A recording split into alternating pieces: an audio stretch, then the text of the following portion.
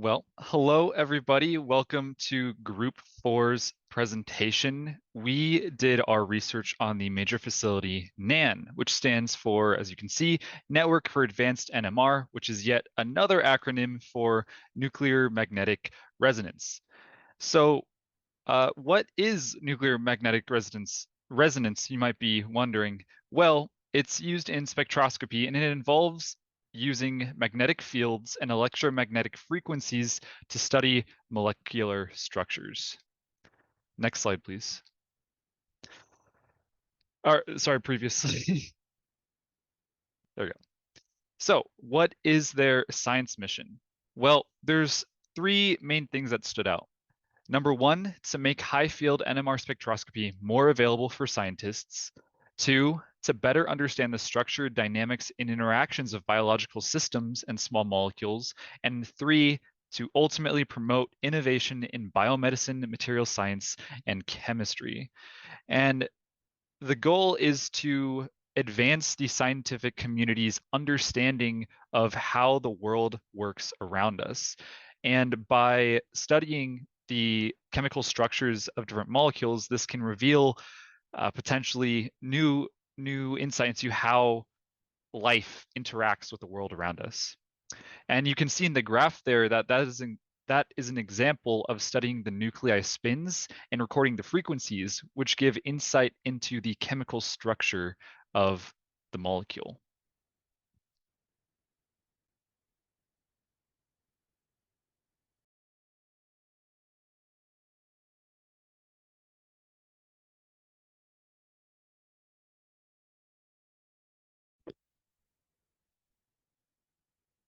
Hey guys.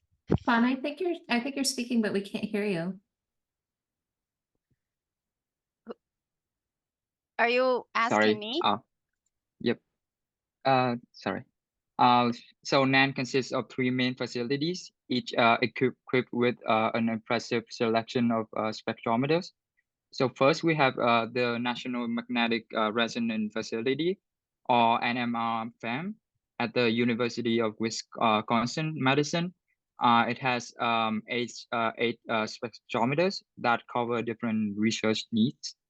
Next, the Gregory P. Mullen NMR Structural Biology Facility, or Mullen, at the University of Connecticut Health Center in Farmington, Connecticut, offers four specialized spectrometers.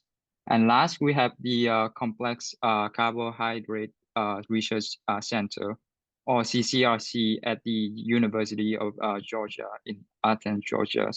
It provides researchers with access to five spectrometers.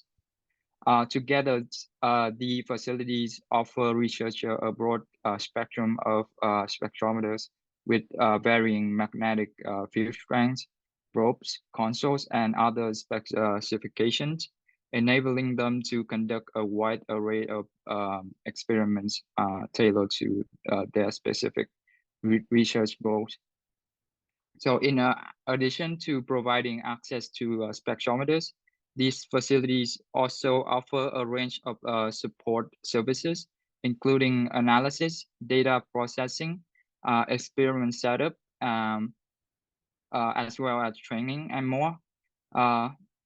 You can go to the next slide. So NAN has been instrumental in conducting over 2,000 experiments thanks to its wide range of spectrometers. A significant portion, more than 1,000, took place at the NMR-FAM. So this underscores the vital role of NMR-FAM in researching. The remaining experiments were evenly distributed between the CCRC and the Mullen. So these experiments have really pushed forward the research in areas like biomedicine, material science, and chemistry. Researchers and scientists have been able to use NAN's facility to make some really important contributions in these fields. By collaborating, these facilities continue to push the boundary of research and expanding our understanding of the world. You can go to the next. So the software that commonly utilized for NMR acquisition and analysis in most spectrometers includes Topspin and VNMR-J, developed by Bruker and Agilent Technologies, respectively. However, in October 2014, Agilent Technology announced the closure of its NMR and MRI businesses. So in response to concerns from the NMR community, Agilent decided to release the source code of VNMR-J 4.2 as an open source software, transferring the copyright to the University of Oregon. Agilent, the officials signed this transfer agreement in 2015, which then fully executed by the University of Oregon shortly thereafter. The open source version of VNMR-J is now known as OpenVNMR-J, and it is a derivative of VNMR-J. You can go to the next slide. So what software do they use to get all of this to work together? In an effort to truly democratize the use of NMR spectroscopy in a timely and financially responsible manner, they have built their system on existing infrastructure. And this poses a challenge because since it's built on things that have already existed from different time periods, there's a variety of different operating systems and console softwares. And so how do you get a unified system from that with all of these differences? And even more so, how do you present a user interface without writing a custom interface for every single scenario? Well, the solution has been to use the language TCL/TK. And I believe Chris here on the Zoom call is mainly responsible for using this software to unify, in a sense, all of these different networks so that way they can talk to each other.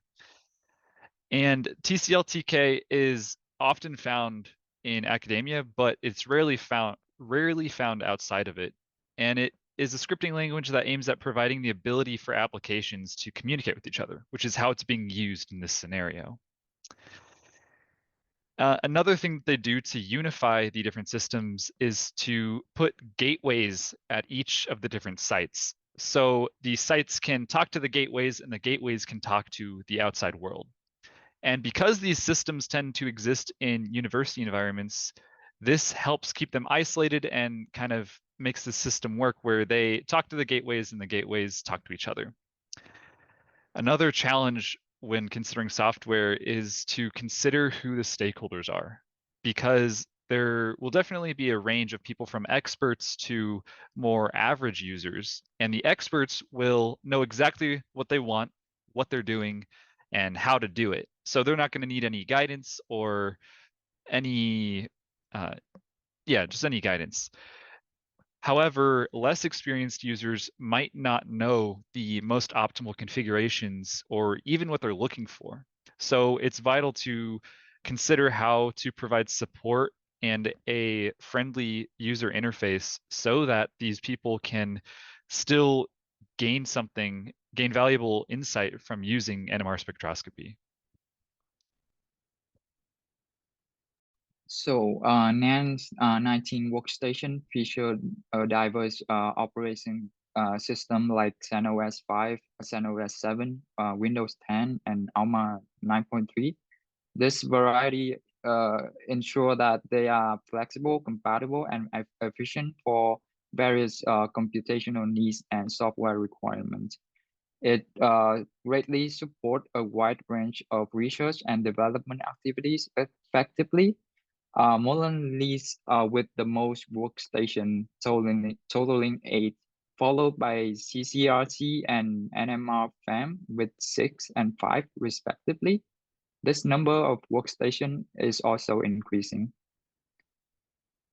You can go to the next.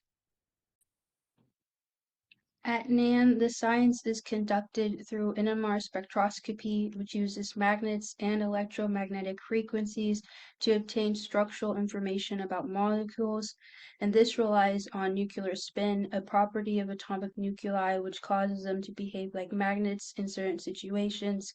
NAN uses high magnetic fields created by superconducting magnets for their spectrometers in order to excite nuclei and trigger the spin. Samples are positioned in the center of the magnet within the strongest field and rests in the NMR probe. This field causes molecules to give off different frequencies, and this provides researchers information about the chemical structure of the molecule itself. NAN uses state-of-the-art NMR systems and instruments within the network. As part of its funding, it acquired two 1.1 gigahertz spectrometers, and the picture is an example of one that has been installed at the University of Wisconsin for use in solid-state and solution NMR research. There are 21 other 300 to 900 megahertz instruments in the system as well, and the NAN's research resource connector allows scientists to find and request access to the NMR instrument that is most appropriate for their research.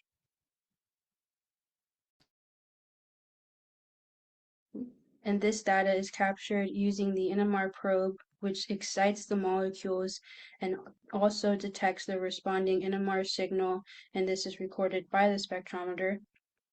NMR stands for nuclear magnetic resonance, and this is based off the resonance signal that the excited nuclei give off while in spin.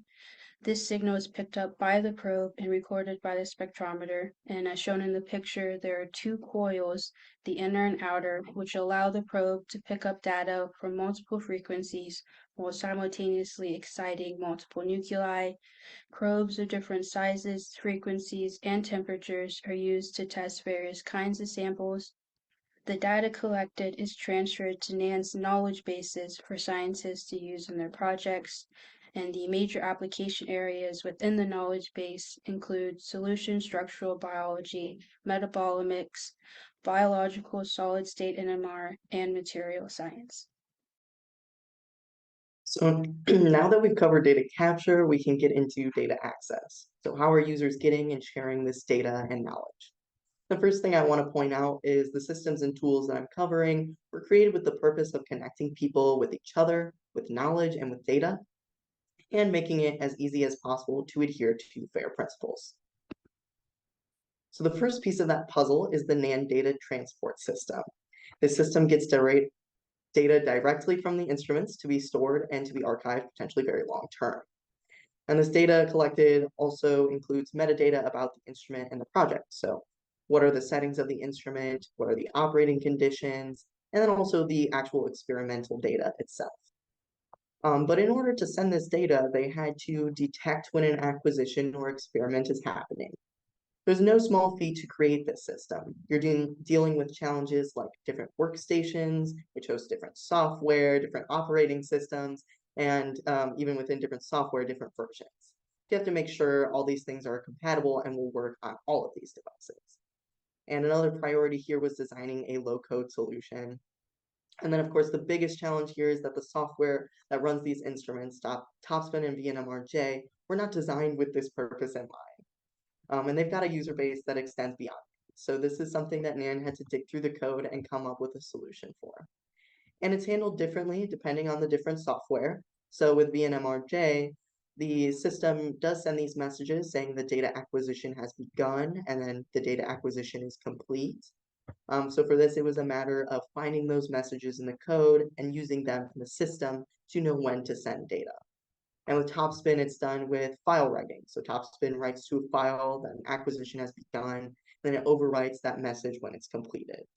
And this is where the kind of different operating systems handle things a bit differently. So NAN had to engineer different solutions for those different ways to handle looking at files and looking at file changes. So once those raw files with the data is collected, it's ready to go in the NAN data archive. So worm here, that's write once, read many. These raw files are meant to stay put here, not be changed, but we can look back at them and get whatever information we want from them. This comes back to the R in FAIR. Let's make sure that we can reuse this raw data. But we do have a ton of data in these files, and all of these instrument details and all the files that you would need to reproduce this data. And NAN users don't necessarily need to see all of that. So we take this data and we extract the important fields into a relational database where we can search through this data a lot more easily. But of course, what the important fields are may vary based on different uses of NMR and different users. And over time, we might find that we want to expand those important fields in the database to include more things. So this parsing system is designed for the capability to reparse the data if that becomes necessary.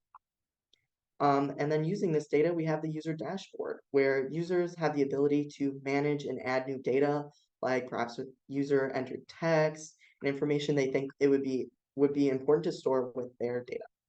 They also have the capability to organize the data into collections and to link experiment, instrument, and project data. They have the capability to browse and search through their own data and any data that has been made publicly available. And they can easily connect with other NMR tools to process, share, and participate in challenges. And when it comes to users, NAN has made it a point to try to include not just experts who can pick out the exact instrument they want and just experiment away, but also new users. Again, part of the goal here is to connect researchers who might be able to use NMR with the right people and the right resources to get some good work done. And that's where the resource connector comes in. With this, you can search and filter through facilities, instruments, and public data to get a look at what other people are doing and see what types of solutions might be available to you. With NMR, there's quite a steep learning curve, so NAN has developed knowledge bases to help flatten that curve. So facilities and individuals can make the most out of the NAN resources and really take advantage of NMR. Right now, NAN is also working on expanding those knowledge bases and including more detailed step-by-step guides so that it's as easy as possible to go from never having used NMR to using it now and then to becoming an expert in it. They're really trying to lower that barrier of entry. So we're just going to discuss NAN's future plans. So NAN, just like every other NSF major facility, is grant funded, and that grant's funding ends on June 30th, 2025. But for NAN in particular, they hope that all services will be fully operational by September 2025.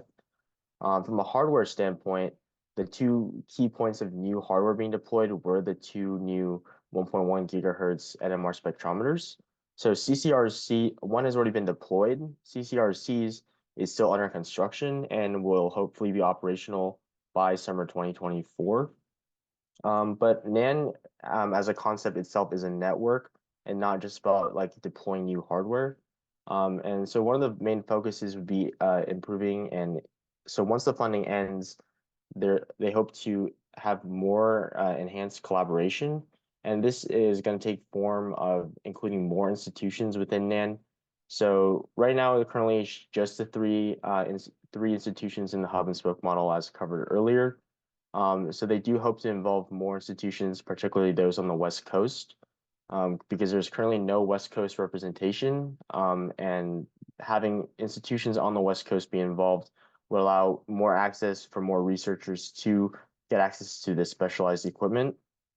And eventually in the future, they hope to be able to share their findings with other NMR communities, particularly those in Europe. If you want to go to the next slide. So next, I just want to wrap up by discussing a couple of challenges that NAN has faced. So one of the major challenges has been dealing with the diversity of systems. So as covered before, NAN does deal with a lot of different OSs, but this also results in a lot of technical debt from dealing with the existing infrastructure. So this inherited technical debt really comes in the form of there's a lot of, like I said, various OSs and various versions of basically the same software that they have to deal with, and being able to link that up together has been a challenge. So as discussed earlier, there needed to be a lot of ways to test and develop and make sure things can work, and that's usually been solved by using the VMware farms done at UCHC, and this has been very crucial to allow them to quickly test and develop software to make sure that it works. So this just kind of falls into the concept of IT, where they kind of don't want to fix anything if it isn't broken. So due to the fact that a lot of software was deployed. Once it's deployed, it was deployed. It's not going to be touched. So they end up using a lot of EOL software, a lot of EOL OSs, and being able to link that all together has been a concern. And this kind of goes into the next point of creating a secure data collection pipeline, because some systems which were deployed a long time ago have not been upgraded, not going to be reconfigured anytime soon. And these are just too old to be put on a modern commodity network. And this has been solved by implementing the specialized gateways to be so that these systems be treated as basically specialized systems and would be kept off the network, but would be given these special gateways to access the secure data, central data repository. And this also just falls into the part where there's always changing security requirements that people need to deal with, and older equipment will not be as easily compliant to these. So that's pretty much it. All right, just thank you for all of our contacts at NAN and for CICF and NSF for making this possible.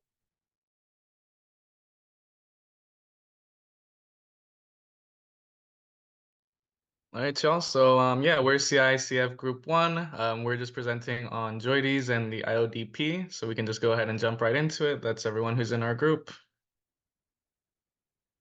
Okay, so just to start with an overview, JOIDES stands for the Joint Oceanographic Institution for Deep Earth Sampling, which is commonly known by these acronyms.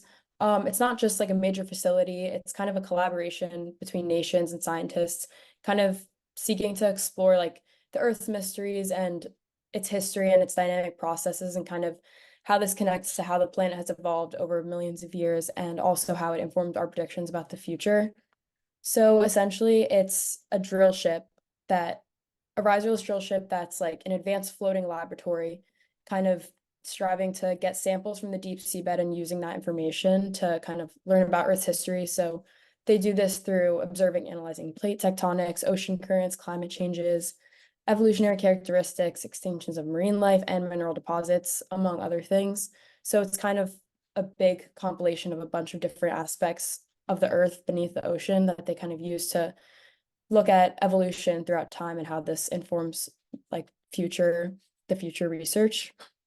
Another one of their main objectives is striving to preserve and archive the data that they gather, so kind of preserving that for future generations, enabling ongoing research and technologies so that further scientific research can advance using this information. And then another one of their big key objectives is producing and disseminating program publications. So they do this through like publications and their archival processes, which we'll get more into later on in the presentation. So it's not just confined within the scientific community, they're shared globally. So the knowledge is like freely disseminated, which kind of highlights how they emphasize further research and education. So that kind of fosters like a greater understanding of what the research is that they're focusing on. So that's just like a general overview. You can go to the next slide.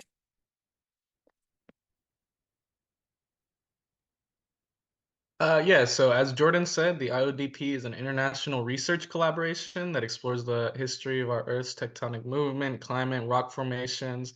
It wouldn't be able to exist without the efforts of hundreds of universities and students interested in how the Earth got to where it was in the seafloor. And in terms of like structure, it's got like over a dozen countries in the coalition, like China, Japan, US, and India. Which makes the IODP the longest running and most successful international Earth science collaboration. And so originally the IODP was called the Integrated Ocean Drilling Program, but has since been restructured and renamed to the International Ocean Discovery Program. And some of that restructuring, just because it has been around for a pretty long time, so the more recent restructuring was actually because of kind of like budgetary concerns. The US was kind of thinking that through NSF, they were funding a bit too much of this program, and that like other countries weren't quite paying their fair share. But yeah, and then you can go ahead and go to the next slide. And so how is science actually conducted on the JOIDES slash IODP? So just to once again make it clear, IODP is the aforementioned international research collaboration, whereas the JOIDES resolution is a specific scientific drilling ship. So Jordan mentioned earlier that JOIDES stands for Joint Oceanographic Institutions for Deep Earth Sampling. because it was originally only like a couple institutions, not like a huge international collaboration. JOIDES resolution is also named after the HMS resolution, which explored the Pacific and Atlantic. So it's got that same kind of that mission of like exploratory like expeditions. And so the JOIDES resolution has a drill string which can reach up to 6 miles beneath the ocean surface. And core samples can be collected and immediately analyzed right on the ship. And these core samples can be used to clue scientists onto the historical events in like paleoclimate. And I'll get more into this when we're talking about like the data life cycle and like actual data capture and initial processing. Next slide.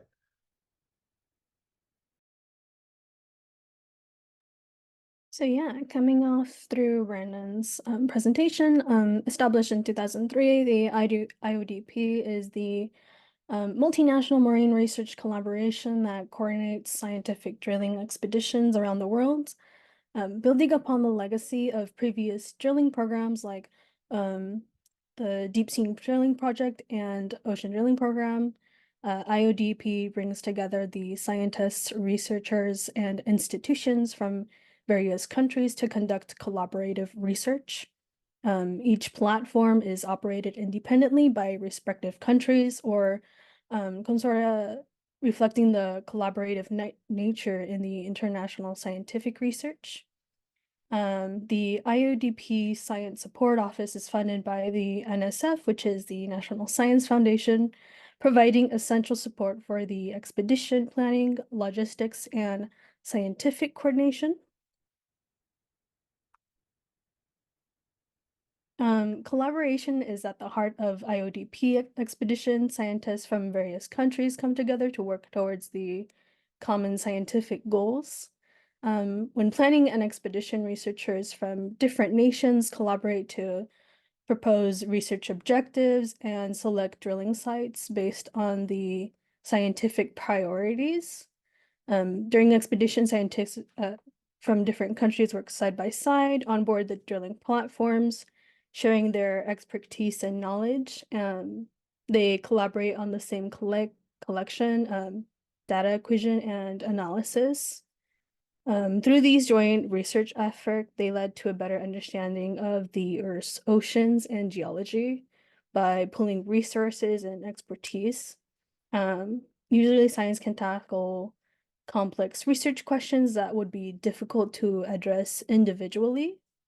Furthermore, the collaborative research nature of the IODP expeditions fosters a vibrant scientific community, whereas ideas are exchanged, collaborations are formed, and new discoveries are made.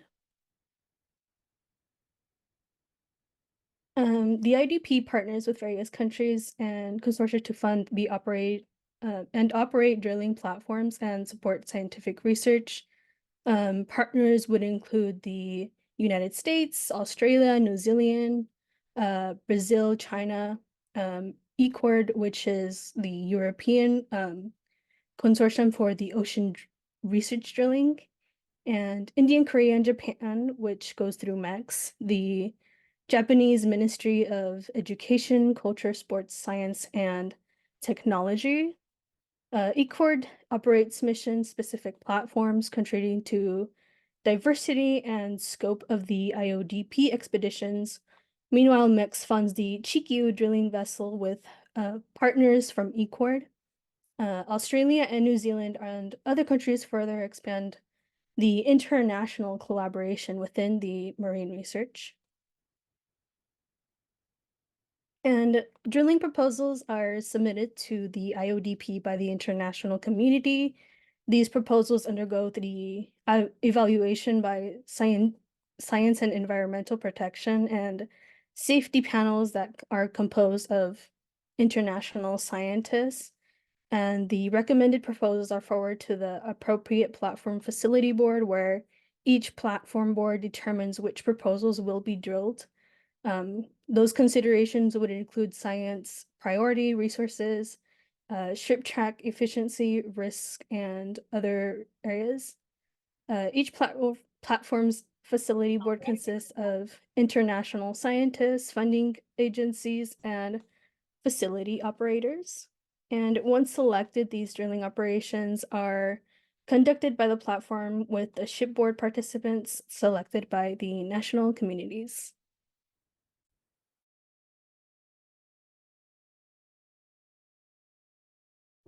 And yeah, so as you might expect, undertaking the scientific research in oceans poses really unique challenges, especially surrounding managing the data during prolonged expeditions, in which they can be in remote regions or they can be on oceans for a long time, and so connectivity can be limited and unreliable. And so to get around these issues, JOIDES largely performs everything on board, from data processing to analysis to data storage. And by using these specialized equipment and expertise on board the research vessel itself, data can be autonomously managed. So that minimizes the need for constant transmission to onshore facilities, which is unreliable and really slow. And so this self-reliant approach ensures data integrity and security, and it also optimizes resource utilization. So researchers can focus more on data interpretation instead of the ship's connectivity problems or transmitting the data on shore and back. And so the image to the right we can actually see is from a JOIDES research vessel, and it has a lot of specialized equipment just for this purpose. So, for instance, the large white dome on the left is an Inmarsat satellite communication system. So that provides mobile satellite communications, and it's used in ships and aircrafts. And then there are also lots of antennas on board, which can be used for several purposes like communication, navigation, and weather data reception.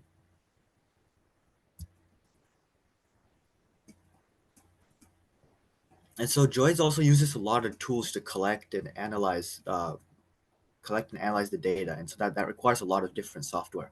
And so in terms of general tools, they use Microsoft Suite for documentation, data analysis, and presentations, and the Adobe software as well for graphic design and document management tasks. And for data collection and processing, JOIDES uses a variety of tools, and these can vary based on what exactly they're doing. But for instance, Kaleidograph is used for graphic analysis. PMAG-Pi and Puffin Plot are used for paleomagnetic data analysis, and TP-Fit is for time series analysis of geological data. And outside the listed software, JOIDES can also utilize some specialized software for tasks like GIS analysis through Google Earth Engine, data visualization tools like Tableau, as well as the basic, Python and R for data analysis scripts. And JOIDES is also constantly trying to improve these technical abilities. For instance, they've been integrating machine learning algorithms into their data processing pipelines, which allows them to automate repetitive tasks and uncover hidden patterns that they may gather from the geological data. And on the picture to the right is a kind of interesting application of software, which isn't directly related to the science they do, but it's a dynamic positioning system, which is software that's used aboard the ship to maintain the ship's positioning and heading. Despite the currents and winds, it still maintains position. And so that's a really interesting application of software, I thought. And obviously, this software is used alongside all the specialized hardware and experienced scientists that are aboard these expeditions.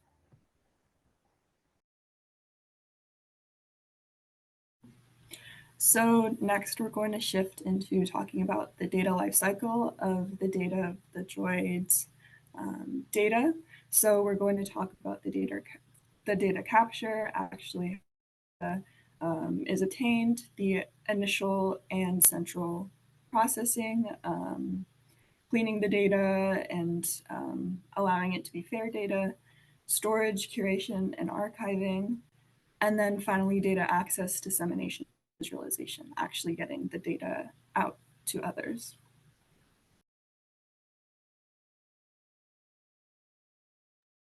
So the JOIDES resolution captures data through drilling, coring, and subsea floor monitoring. A coring drill bit is utilized to collect rock and sediment samples, providing a continuous record of subsea floor formations. And so they actually have specialized drill bits depending on the material that they encounter at the drill site. They've got the advanced piston core, or APC, the extended core barrel, XCB, and rotary core barrel, RCB. So the APC will be used if the sample they are looking for is in soft sediment. The XCB will be for hard sediment, and the RCB for hard rock. Various scientific instruments aboard the ship enable immediate analysis of samples, including physical properties, chemical composition, and paleomagnetic data. This direct data capture is crucial for real-time decisions about drilling operations. And just in that picture to the right, you can see the 3 different drill bits and then that 6-mile-long string that I was talking about right underneath the boat. Next slide. So once captured, these samples are going to undergo initial processing and then, as I just mentioned, analysis directly on board. This includes measuring physical properties, microscopic examinations, and preliminary chemical analyses to classify samples and assess their relevance to the expedition's research objectives. Initial data, observations, and measurements are logged into the ship's database using specialized software. This ensures that all information captured is systematically recorded for future reference and detailed analysis. And if you, again, look to the right, this graphic showcases the vast breadth of analysis that is able to be conducted, again, right on the JOIDES resolution, such as geological analysis of core samples using lithological methods, X-ray diffraction mineralogy, etc., examination of physical properties using digital imaging, moisture density analysis, and thermal conductivity. And then you can also kind of gather some things about chemistry and microbiology through total organic carbon analysis, gas analysis, etc. Next slide. So the next stage of the data lifecycle we're going to talk about is essential processing. So specifically for JOIDES, they focus first on like the further analysis and how after the initial onboard processing, the samples and the data are sent to the IODP laboratories that are like located around the world. And these analyses could involve advanced geochemical tests, like Brandon was saying, detailed microfossil identification, age dating, among other procedures. And then another important part of it is integrating it with existing data. So kind of seeing how it integrates with the existing data sets to understand more about the geological processes and how this builds onto our previous knowledge in order to further our future endeavors in like this research. This is definitely an important step for developing the comprehensive models of the Earth's history and processes, because it kind of combines all the information that we have together and seeing how different data sets integrate with each other. So you can go to the next slide. Another important part of the data lifecycle is the storage, curation, and archiving. So first, I'll talk about the physical samples repositories, which are the 3 main core repositories that are located mainly in the United States, Germany, and Japan are like the large ones. Their primary role is to preserve and organize the samples, so kind of making sure that they remain available for future research. This is also essential to maintaining integrity and continuity of the ongoing scientific investigations. Then another important part of it is Scientific Earth Drilling Information Systems, or CEDIS. And this is an integrated data and publications portal that kind of serves as the goal of enabling the integration and aggregation of the data sets, specifically post-moratorium data and metadata, publications and publications metadata, and post-expedition data and metadata. So kind of combining all this information. And then in terms of archiving their data, they also all employ standardized data formats. This is important for facilitating interoperability and data sharing, which also relates to FAIR data, which we talked about a lot throughout the semester, and as Ingrid mentioned in the introduction to the data lifecycle. So that's definitely an important aspect of the archival process and kind of tying it all together. You can go to the next slide. So the final part of the data lifecycle is the data access, dissemination, and visualization. So on the JOIDES website, they allow access to simple information about all of their expeditions. So as you can see on this image to the right, there's a light blue bar, and there's a button that says expeditions. That takes you to all of their past expeditions. So on this image right here is an example of one of their expeditions that they have on their website. They include information such as the dates that the expedition took place, the location, the ports, and the members that were on the crew. So to protect their actual sample data, IODP has an IODP sample data and obligations policy and implementation. This is to let others know who can access their data, when they can access their data, and the obligations that they have with their data. So first off, there are two types of sample data requests. There is the moratorium expedition sample data request. This is for the members of the crew. This is when the data is under a moratorium restriction and only the members of the crew can access the data. So after this moratorium restriction, which is about a year, then the post-moratorium expedition sample data requests can be put in place, and researchers who are not a part of the crew but still would like to research the data can research the data and request it. Next slide. And next, who do they disseminate their data to? So first off, they're science parties. They get first priority to the data, and they are obligated to submit a manuscript of their data 20 months post-moratorium. And secondly, we have post-moratorium researchers who were not part of the crew but still want to research the data. They are obligated to make data and results from the samples open to the public within 36 months. And the cool thing is with this data, they have posted these manuscripts and it is all accessible online, so we can all access any of the research that has been done on the research of these expeditions. And thirdly, educators and outreach officers for those who want to educate others with hands-on experiences and actual data.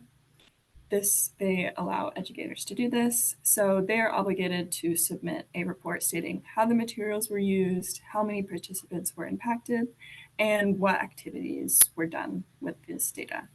And last but not least, the public. So there is tons and tons of data that JOIDES puts out there for the public to access, and it's fairly easy. Next slide, please.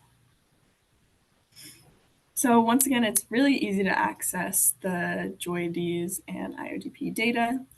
For example, I put an image down here of one of their websites that allows you to access raw data, data visualizations, images, graphs, basically anything you could imagine. They have it on this website here, and this is just one of their websites with their data. So I put a link down there in case anyone was interested.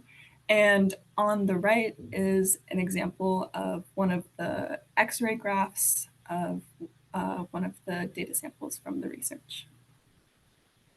And next slide. And that's all. Thank you very much.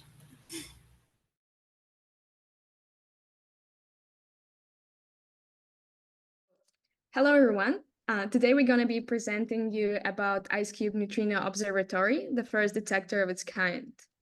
This is our team, Raymond, Stefan, Matt, and me, Paulina.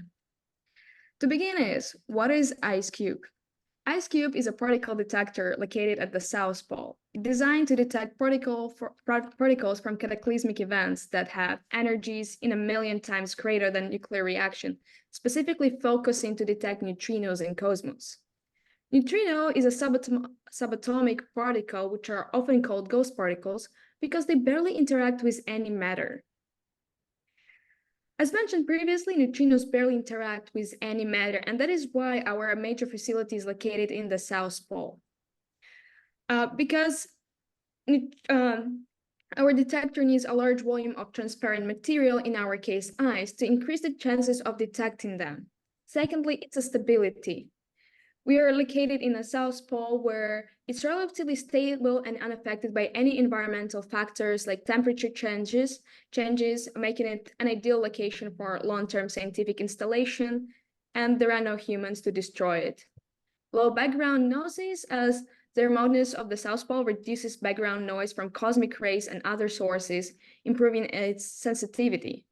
And lastly, coverage. The geographical location of IceCube allows to have a wide coverage of the southern sky, providing access to a large portion of the universe for neutrino observations. So what is IceCube is trying to accomplish?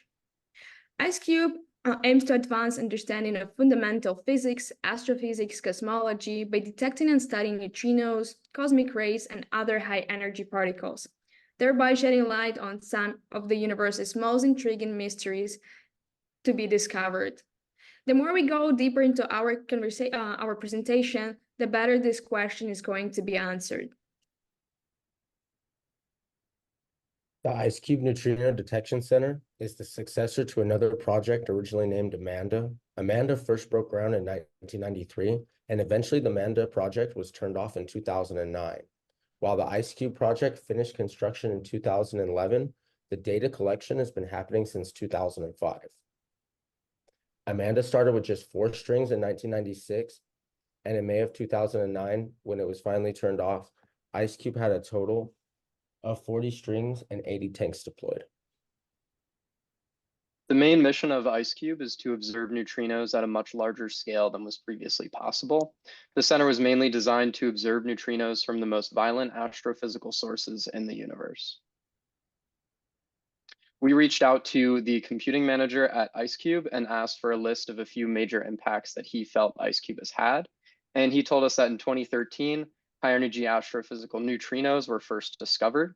In 2017, the first high-energy multi-messenger neutrino was seen. In 2022, the first high-energy steady neutrino point source was discovered. And just recently in 2023, there was an observation of the galactic plane using high-energy neutrinos. At IceCube, there are optical detectors which measure Cherenkov radiation, which is an indicator of neutrinos. They're produced from various cosmic events, and its properties point to the event that created it, and these properties can be identified based on the effect that the neutrino has on the detectors. At IceCube, there are 5,000 digital optical modules, or DOMs. These are the optical detectors which look for Cherenkov radiation. These are deep in the Antarctic ice across a cubic kilometer. There's also a surface array for air showers of neutrinos, and these DOMs are sensitive to Cherenkov light from the neutrino interactions with the ice. And now we're going to move to our second part of presentation where we're going to uncover about data life cycles at IceCube.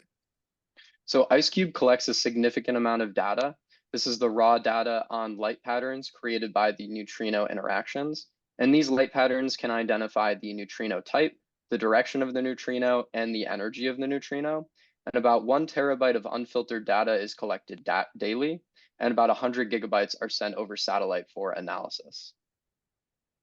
So IceCube has developed an in-house application that simplifies data handling, ensuring seamless transfer, archiving, record keeping with precision and reliability.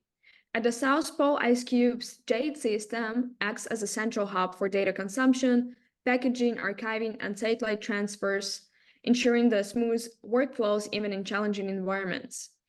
JOIDES North is responsible for indexing and warehousing satellite data to the disk at the University of Wisconsin-Madison. And lastly, JOIDES LTA organizes and transfers large data sets to tape archives, guaranteeing the preservation and accessibility for years to come through efficient data movement with partners like University of Wisconsin, DESIZN, which is a German institution, MERSC, which is a National Energy Research Scientific Computing Center, using Globus software. Stefan. Oh, I'm so sorry. And now Stefan is going to describe what's happening on diagram. No problem. And with that, looking into this diagram represents the flow and through a series of increasingly selective filtering and processing steps that ultimately lead to various endpoints where data is then analyzed, monitored, and stored. And this kind of data flow is quite typical in a large-scale scientific experiment, especially those in physics such as particle physics or astronomy, and where these kind of large amounts of data are sifted to find interesting or significant events, which will kind of lead us into the types of processing and why next. And with that, IceCube's central electronic and data processing systems, i.e. counting house, has various types of processing to handle the data collected by the deep ice and ice-top arrays. The system receives data streams from digital optic modules, as Matthew first referred to, the DOMs, deployed in the deep ice and the ice-top arrays. It performs and formats, changes, and organizes the data collected from the deep ice and ice-top to facilitate processing and analysis. And next, the system identifies and forms event triggers based on the received data streams, which are essential for identifying significant events such as muon detections or air showers in the ice or atmosphere.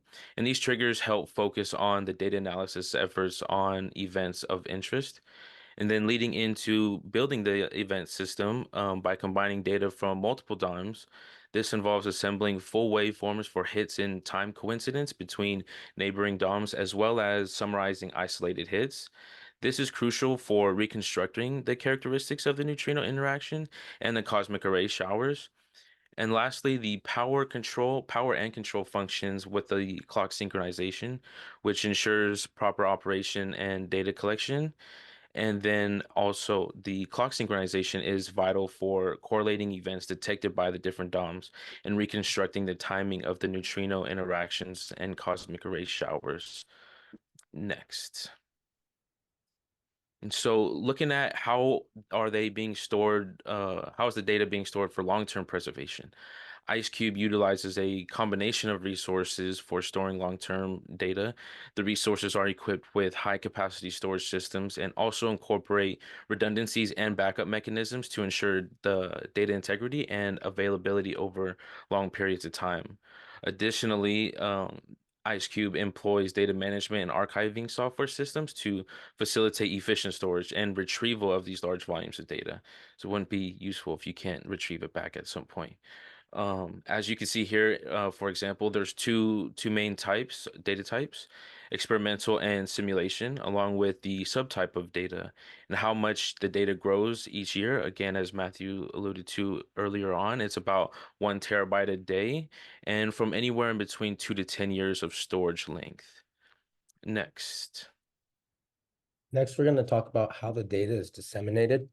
The IceCube ensures accessibility and collaboration within the scientific community, and this involves several key strategies, which consume data releases, databases, and hosting of the databases, collaboration with research institutions, data access policies, how and who can get the data, data formats and documentation. Now, there are curated data sets that are released to the public. On the right-hand side, there's a QR code that would show you the IceCube public data set. And you can go on GitHub and using Python, you can go through some of this data.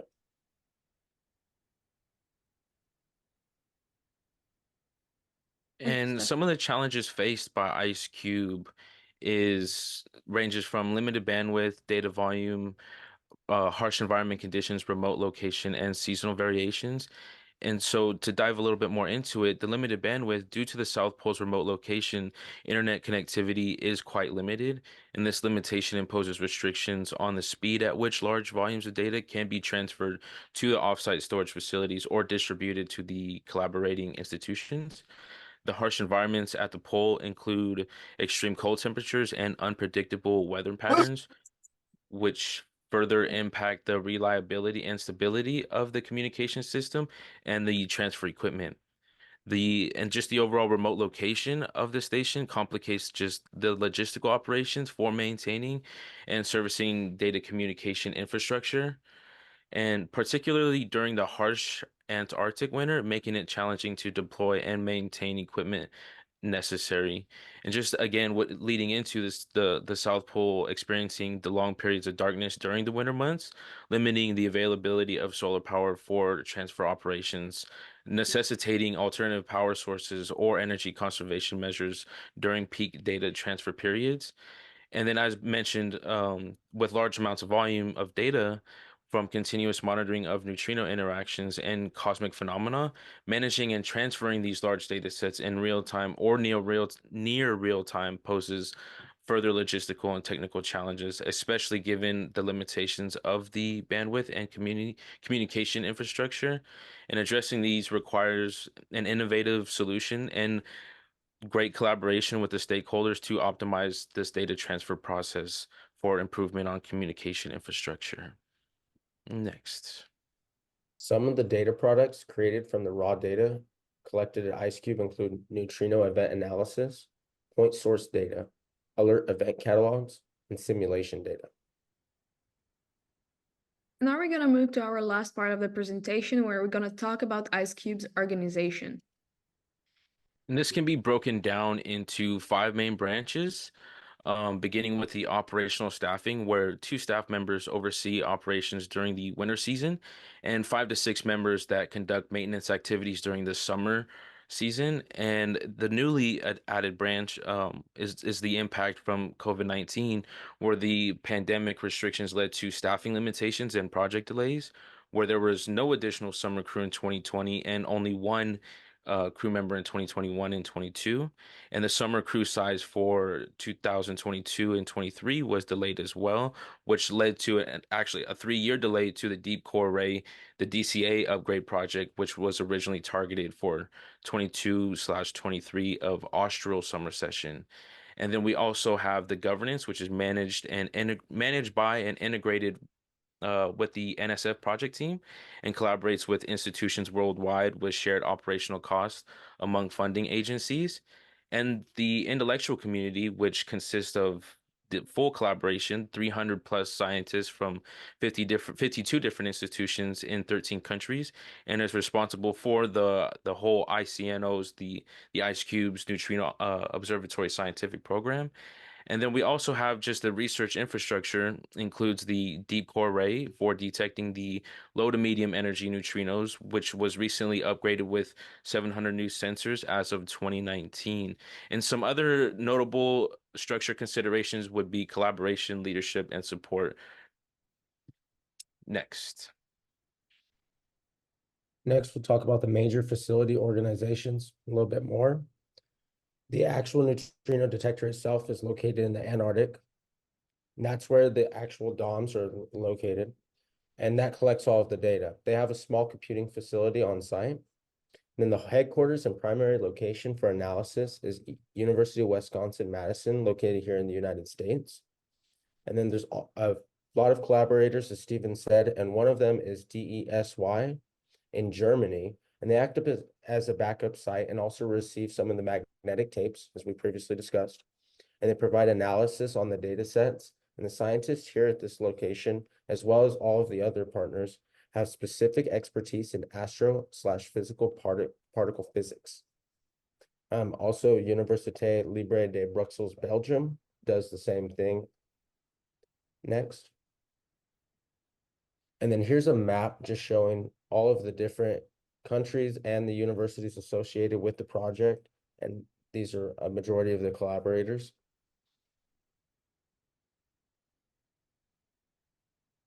Matthew.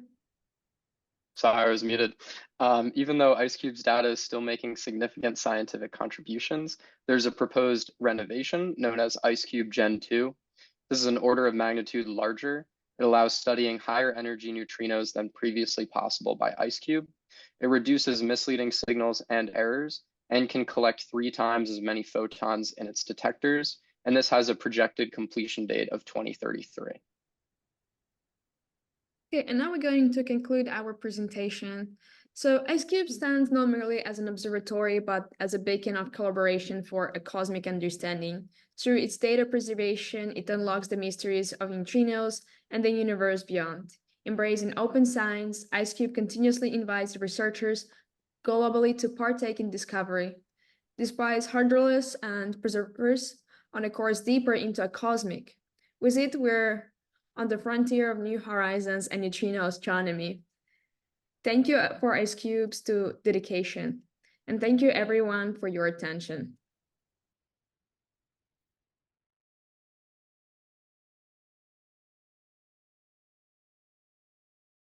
Hello, everyone. So we're group 3, and we're doing our presentation on the Large Hadron Collider, or LHC, which we'll be using throughout the slide. And we can go to the next slide now. So the LHC is a particle accelerator in Europe, which is made to research more of the fundamental forces and particles in our universe. And it achieves this by accelerating particles very close to the speed of light, and then they collide, and that allows us to probe the basic components of matter and forces that shape our universe. But the LHC, oh, can you go back again? Yeah. So the LHC attracts thousands of researchers, and this amount of collaboration between scientists has led to a lot of breakthroughs. And one of the most notable is the discovery of the Higgs boson, which has significantly advanced our comprehension of the universe's fundamental makeup. Next slide. So LHC is a particle accelerator, part of CERN, which is the European Laboratory for Particle Physics. And with that, it shares a lot of the same goals as CERN. And CERN's main science mission is to carry out fundamental physics research. And since it's such a large international organization, its goal is also to unite people from all over the world and push the frontiers of science and technology. So the LHC specifically provides the opportunity for researchers to answer the unsolved questions of fundamental physics. The standard model of particle physics describes the basic building blocks of the universe, but there are some things that it does not do, like it does not offer a unified description of all the fundamental forces, and it remains difficult to construct a theory of gravity similar to those for other forces. So the LHC also helps to investigate the mystery of antimatter, which is the corresponding part to matter made out of antiparticles, which the standard model does not cover, and also other matter that existed in the early universe after the Big Bang. Next slide. So the LHC is owned and operated by CERN, as said earlier, which is the European Organization for Nuclear Research. And the LHC itself is located in Geneva, Switzerland, or near it. And it's located around 100 meters underground and spans 17 miles. CERN also operates 10 other particle accelerators, some of which connect to each other and basically provide support for each other. It's the LINAC 4, the PS booster, LINAC 3, Lear, super proton synchrotron, the HIE, ISO, LDE, clear proton synchrotron, antiproton decelerator, and ELINA.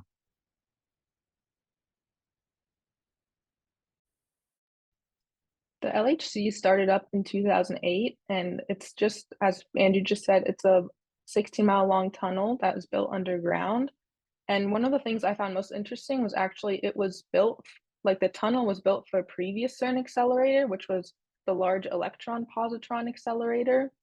But then the LHC was kind of built after that one was done being used because of new scientific inventions. And another thing is that in the future, the LHC is actually planning to be replaced by the high luminosity LHC. And the LHC is part of a ring of smaller accelerators. So the smaller accelerators basically provide the large particles, such as protons, that are accelerated in the LHC. And CERN has a total of 9 total accelerators and 2 decelerators.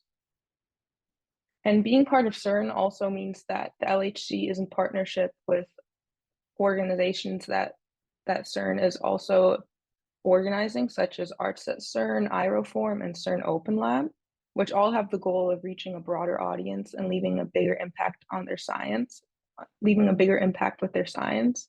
More specifically, Arts at CERN is a leading art and science program which fosters a dialogue between artists and physicists, and it provides opportunities like artistic residencies, art commissions, and art exhibitions.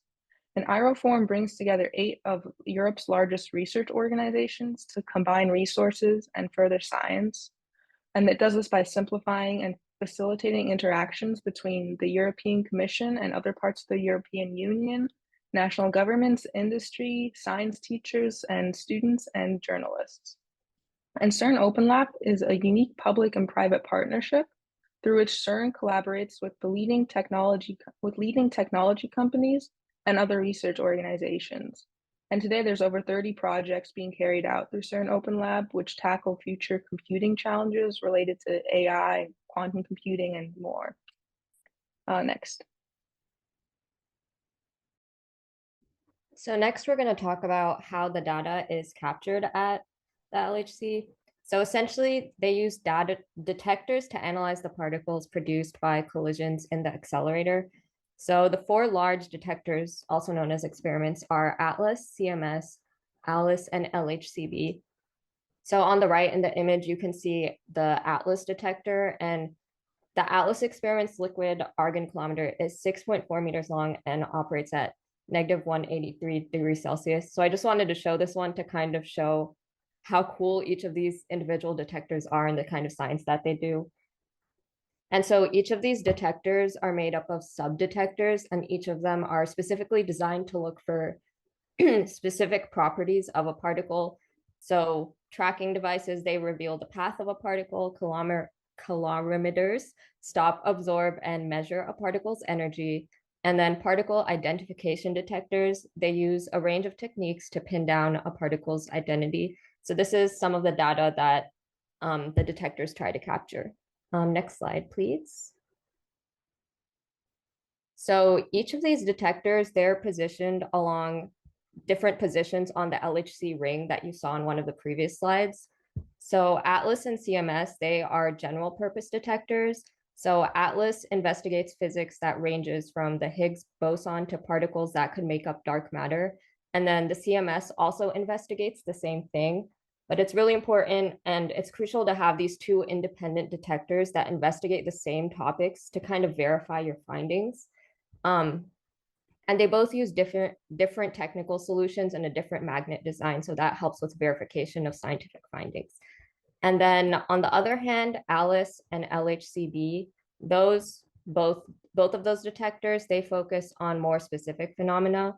So ALICE is used to study the physics of strongly interacting matter at extreme energy densities, where a phase of matter called the quark-gluon plasma forms. And that is essentially a state of matter that existed in the early universe, a fraction of a second after the Big Bang, which is really cool. And then the LHCb studies the differences between matter and antimatter by studying a type of particle called the beauty quark or B quark, which is where the B in LHCb comes from. Next slide, please. So one of the detectors I wanted to show is the CMS detector. And it's one of the largest international scientific collaborations in history. And it was actually built 15 stories on ground level before it was lowered into an underground cavern and reassembled, which is amazing. And you can kind of see that in the picture. It's essentially a cylindrical coil of superconducting cable, and it generates a field of about 4 Tesla, which is about 100,000 times the magnetic field of Earth. And in the picture, you can't fully tell, but it's 21 meters long, 15 meters wide, and 15 meters high. Next slide, please. And then on to the next step, which is processing the data. So data processing is done in the centralized CERN data center, which aggregates all of the data they collect. And it's located a few hundred kilometers away from LHC. So it starts at the Tier 0 data center, which is the CERN data center, and it has 73,000 processing cores. And at the center, the data undergoes initial reconstruction, and then it's copied to long-term tape storage. And then from there, the data goes to Tier 1 data centers, and there are 11 different Tier 1 data centers across the globe. And there it undergoes permanent storage, reprocessing, and analysis. And then from there, it goes to Tier 2 data centers. There are 140 of those centers, and they typically are universities and scientific institutes that have the computing power for these specific analysis tasks. And essentially the data here is used for simulation and end user analysis. Next slide. Okay, now you may be wondering like how they categorize each data. Here is we are talking about the different levels of the European Council for Nuclear Research on data distributions. Here is the first levels. First level data provide additional information on publishing results in publications, such as extra figures and tables, and it includes extra figures and tables where they can like store those data. And level 2 data is simplified formats for outreach and analysis trainings. It's including basics for vectors, events, level data, and level 3 data, restructured correlation data and simulation data that analysis level experiments specifically on solver included. And level 4 data is basic raw data, and that is not covered in level 3, and accompanying the restrictions and simulation software provided. And with the discussion from the contractor, we discussing what are the fair data they have, in which is the guidelines for on data. So they more care about the findability that ensure data gathered from the experiments that is easy access through well-defined links that promoting open science, and it is public accessible on data that already published and associated with scientific papers and linked for easy retrievals, and therefore can foster greater collaboration and innovations. And they make sure the data is the accessibility of data that is universal access by making data more open available. Researcher can work while engaging and with analysis those data, and interoperability that can cross experiments learning that result to different in the detections method that combining in interpretable manners. This allows more comprehensive understanding on nature phenomena, showcase the power of collaborative data use. And lastly is the reusability that emphasize the ability that performance the same analysis on different data sets to achieve similar results within the statistic error margins. This is challenging due to the random distributions of experimental data, but is feasible with carefully designed studies. And software reproducibility that ensures the software is used in experiments can be run under the same conditional, validate the consistency and reliability of the research outcomes. And we were also wondering where did they put this data and what are the audience of this data. So they usually put the data to the audience are scientists, educator, and general institution or for knowledgeable exchange purposes. So people can access those data through various channels online and public web interface provided for researching data. And some example is the dashboard they created for data center information.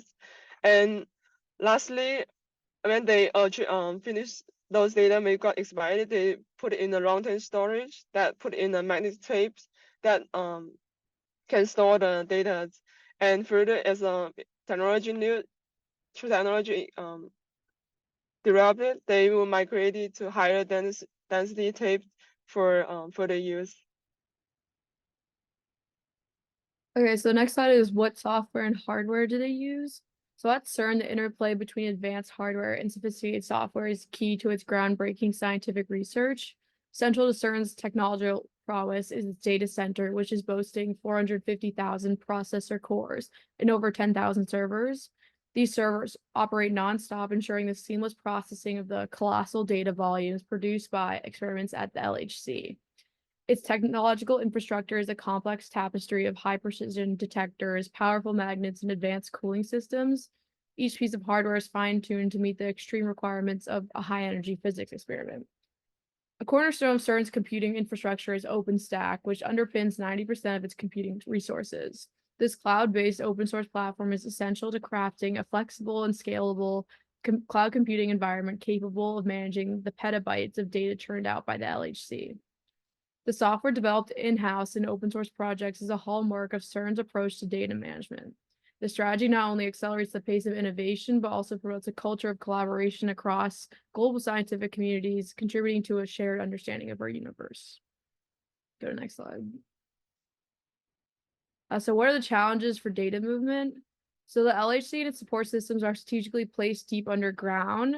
This design significantly reduces background noise and interference, which is a critical factor of precision required in its experiments. Yet this below ground placement complicates the physical movement of data and the maintenance of the infrastructure, calling for innovative solutions to ensure smooth operations. At full tilt, the LHC functions as a data fountain, generating roughly 1 petabyte, which is equivalent to 1 million gigabytes of data every second. The risk of capturing, storing, and analyzing even a fraction of this massive data stream is a monumental challenge, pushing the limits of current technology and data management practices. The pursuit of knowledge via the LHC spans the globe, requiring the distribution of data to scientists in various countries.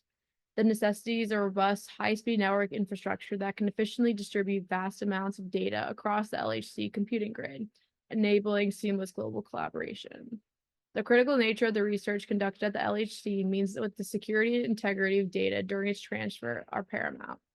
Ensuring the protection of this data against loss, corruption, or unauthorized access is an ongoing challenge, vital for the continued progress of particle physics research. Go to the next slide. So the operation history and current status. So the journey of the LHC commenced on September 10, 2008, a date that now stands as a landmark in the realm of particle physics. This event marked the beginning of a new era aiming to unravel some of the universe's most profound mysteries. The foundation of the Year of Organization, or CERN, on September 29, 1954, set the stage for the eventual creation of the LHC. CERN has since become synonymous with pioneering discoveries and innovations in the field of particle physics, hosting the LHC within its facilities. CERN is committed to the forefront of technology, constantly incorporating the latest advancements in archival systems and server technology. This ensures that the computational infrastructure supporting the LHC remains at its cutting edge, capable of handling the complex demands of particle physics research. As of now, the computational infrastructure of the LHC is considered up to date, with no immediate needs for critical upgrades.